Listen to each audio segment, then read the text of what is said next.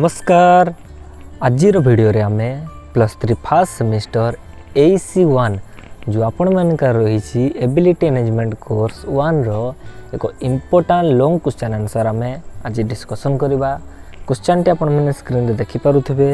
रूढ़ी कहले कोन बुझो, उदाहरण सह क्रियायुक्त रूढ़ी को आलोचना करो।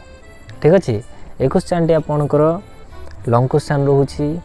तो आम जाना रूढ़ी कौन एवं उदाहरण सह क्रियायुक्त रूढ़ीर उदाहरण गुड़िक कौन रोचे। ठीक अच्छे, तो रूढ़ी कहले कौन बुझा, आभिधानिक अर्थ को न बुझाई अन्य प्रयोजनीय अर्थरे पदगुड़िक वाक्य व्यवहृत हेले ताहाकू रूढ़ी कह। तो रूढ़ी क्या कहवा, तो आम कहीपर आभिधानिक अर्थ। आभिधानिक अर्थ को न बुझाई अन्य एक अर्थ को बुझाए ताहाकू आम रूढ़ी कहीपर। रूढ़ी केबे भी आभिधानिक अर्थ को बुझाई नहीं थाए, मूल अर्थ को ताहा बुझे न थाए, ता बदल रे से एक अन्य अर्थ को बुझे थाए एवं मनर भाव को अन्य मानक निकट रे सरस सुंदर तथा प्रभावशाली रूपे अभिव्यक्त करने पाई रूढ़ी व्यवहृत हुए। रूढ़ी को आम क्यों व्यवहार करते, रूढ़ी को आम अन्य मानक सामने सरस सुंदर तथा प्रभावशाली रूप देवाई आम रूढ़ी को कौन करते व्यवहार करते। तो रूढ़ी प्रत्येक भाषार विशेष उक्ति जहाँ साधारण लोकंक तुंड जुग जुग धरी व्यवहृत हो आसुची। तो आम कहीपर रूढ़ी हूँ प्रत्येक भाषार विशेष उक्ति जहाँकि साधारण लोकंक तुंडरे यह आजिर नुहे, यह बहुत अतीत बा बहुत पुराण जुगरू लोक मैंने रूढ़ी को व्यवहार कर लोक मान तुंडरे रूढ़ीर उच्चारण चली आसी। तो रूढ़ी भाषार मौलिक संपद। ठीक अच्छे, या हुए तो बेले बेले 1 मार्क आसी जाइपारे। तो डैश होची भाषार मौलिक संपद। तो भाषार मौलिक संपद किए ना, भाषार मौलिक संपद होची रूढ़ी एवं यह भाषा को कौन करथाए, समृद्ध और गौरव मंडित करथाए। बुझिपारे। तो आम जानिबा गठन स्वतंत्र आधार रे यह निम्न रे 3 भाग रे विभक्त कराइछि। रूढ़ी मोटे 3 भाग रे विभक्त ना कौन कौन, प्रथम है क्रियायुक्त रूढ़ी, द्वितीय है क्रियाहीन रूढ़ी एवं तृतीय है उपमवाचक बा तुलनात्मक रूढ़ी। एग्जाम रे आसी जाए बेले बेले रूढ़ी केते भाग रे विभक्त 1 मार्क। तो लिखिदे पारिबा रूढ़ी होची 3 भाग रे विभक्त। 2 मार्क क्वेश्चन केमिति आसे ना, रूढ़ी केते भाग रे विभक्त और कौन कौन, यह 2 मार्क आसी पारे। ठीक अच्छे, तो आम आज जो रही रूढ़ी आम जो रही 3 प्रकार आज आम क्रियायुक्त रूढ़ी को आलोचना करवा। ठीक अच्छे, क्रियायुक्त रूढ़ी कौन जानिबा, कौन सी वाक्यांश बा पद संगति रे क्रियापद संयुक्त थाई ताहा संपूर्ण भावे एक नूतन लाक्षणिक अर्थ यदि प्रकाश करुथबो ताहाको आम क्रियायुक्त रूढ़ी कहवा। कौन बुझेले ना, गोटे वाक्यांश बा पद संगति थिबो एवं एठारे जो क्रियापदटी थिबो ताहा संपूर्ण भावे गोटे नूतन बा ताहा संपूर्ण भावे गोटे नुआ लाक्षणिक अर्थ को प्रकाश करथबो। बुझिपारे, गोटे वाक्यांश बा गोटे पद संगति थिबो एवं ताहा काहाकू सूचौथबो, ताहा एक संपूर्ण नूतन शब्द को बुझौथबो, ताहाको आमे कहि परिबा क्रियायुक्त रूढ़ी। एवं ओडिया भाषा रे प्रचलित एही पर्याय रे केतरी रूढ़ी को आमे निम्न रे आलोचना करिले। देखिबा जेभली उदाहरण हे परिबो, अकस रखिबा। अकस रखिबार अर्थ होची राग रखिबा। गोविंद बाबा को अन्याय कार्यकलाप को मु विरोध करथुवार से मो उपर राग रखिछंती। बुझिपारे ना। आ गोटे जिनस ध्यान देवे, जिते बेले भी आम क्रियायुक्त रूढ़ी लिखुचे लास्ट रे बा प्राय कंपलसरी रही थाए। सबू जगह आम बाड को निश्चय पाइबा।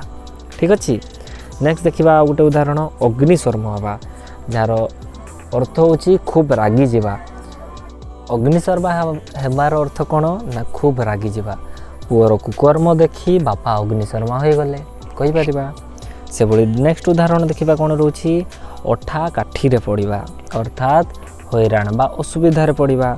दुर्नीति निवारण विभाग रो चढ़ाऊ फल बिचरा इंजीनियर दीनबंधु बाबू अठा काठी रे पड़गले। बुझिपारे ना। नेक्स्ट से भली देखा, अंध देश रे दर्पण बिकिबा अर्थात मूर्ख निकट रे ज्ञान चर्चा करवा। मूर्ख निकट रे जदि ज्ञान चर्चा करवा तो लाभ कौन।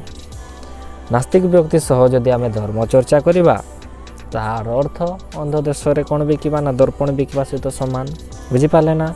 आपण मैंने गोटे कम करेंगे जिते बड़े भी एभली क्वेश्चन आसी लॉन्ग क्वेश्चन ना, रूढ़ी कौन क्रियायुक्त रूढ़ी हो क्रियाहीन रूढ़ी हो बा तुलनात्मक रूढ़ी हो जदि लॉन्ग क्वेश्चन आसुची तेबे आपण माने गोटे काम करेंगे सबु बेले ना कौन करेंगे ट्राए करेंगे प्रथम टिके इंट्रो देवाई उपक्रम देवाई ना क्रियायुक्त रूढ़ी कौन हो पार क्रियाहीन रूढ़ी कौन बा तुलनात्मक रूढ़ी कौन तापर आपण माने चेष्टा करेंगे ना नेक्स्ट कौन करने 15 ରୁ 20 पाखापाखि उदाहरण देवाक चेष्टा करेंगे। तेणु आपण मानक बर्तमान रूढ़ी को पूरा मन रखा हम प्लस टू जो मन रखुले बर्तमान भी रूढ़ी पूरा मन रखा हम ताले जाई आपण मानक इजी हम एग्जाम रे। तो नेक्स्ट देखा कौन रोची अवस्था पार बाजिबा अर्थात शोचनीय अवस्था दुई दुईटा झील बाहागर करी मो अवस्था 12 बाजिगलानी हो पार।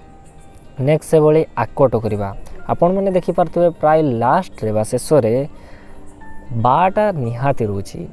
तो आकटी कर अर्थ कौन ना शासन करवा बाल्यकाल पिला मानक आकट न कले से माने काहाकू मानती ना सत कथा।